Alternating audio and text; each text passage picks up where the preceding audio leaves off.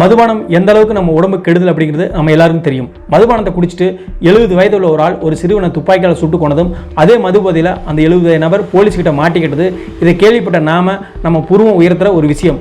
ஏன்னா இவர் ஒரு ரிட்டையர் ஆர்மி ஆஃபீஸர். இவர் வீட்டு பக்கத்தில் ஒரு பெரிய நகாப்பழம் மரம் ஒன்று இருந்துச்சு. இவர் வீட்டு பக்கத்தில் இருந்த மிடில் கிளாஸ் பசங்க தினமும் நகாப்பழம் பொறுக்கிறதுக்காக வர்ற பசங்க கத்தி கூச்சலிட்டு நகாப்பழத்தை பிடிங்க ஜாலியாக உப்பு மிளகா போட்டு தொட்டு சாப்பிட்டுட்டு இப்படி தினந்தோறும் நடக்குது. இந்த பசங்களோட சத்தம் 70 நபரை ரொம்ப டிஸ்டர்ப் பண்ணிடுச்சு. ஒரு நாள் டென்ஷன் அந்த நபர் துப்பாக்கி எடுத்து சுட்டதில் தலையில் குண்டடிப்பட்டு ஒரு பையன் ஸ்பாட்லேயே இறந்துட்டான். மற்ற பசங்க தெரிச்சு ஓடிட்டாங்க. போலீஸ் வர்றாங்க. எப்படி நடந்துச்சுன்னு பக்கத்தில் இருந்த எல்லாருக்கிட்டையும் விசாரிக்கிறாங்க. கூட்டத்தோட கூட்டமாக இந்த 70 நபரும் ஆர்மி ஆஃபீஸர் அப்படிங்கிறதால இவரும் எதுவும் தெரியாத மாதிரி போலீஸ் கேட்ட கேள்விக்கு பதில் சொல்லிட்டு இருக்காரு. இப்படியே போலீஸ் விசாரணை சாயந்தரம் 6 மணி வரைக்கும் போகுது. மாலை 6 மணி ஆனதும் இந்த 70 நபர் மது அருந்திட்டு அந்த நவாப்ப மரத்தையே சுற்றி வர்றாரு.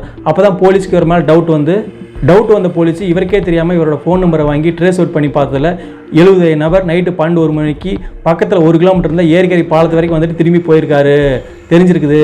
இப்போ இவரை பிடிச்சி துருவி கேட்டதில் இவர் தான் அந்த கொலையை செஞ்சான்னு கன்ஃபார்ம் ஆகிடுச்சு. இவர் எதுக்காக 12 மணிக்கு ஏரிக்கரை பாலத்துக்கு வரைக்கும் வந்துட்டு போனார்னா இவர் யூஸ் பண்ண நீளமான துப்பாக்கி ஏரிக்கரையில் போகிறதுக்காக வந்தவர். போலீஸ் ஆற்றுக்குள்ளே இறங்கி துப்பாக்கியை தேடுதல் வாட்டு நேரத்தில் சேத்துக்குள்ள நீளமான துப்பாக்கி நின்ன மாதிரி எடுத்துருக்குறாங்க.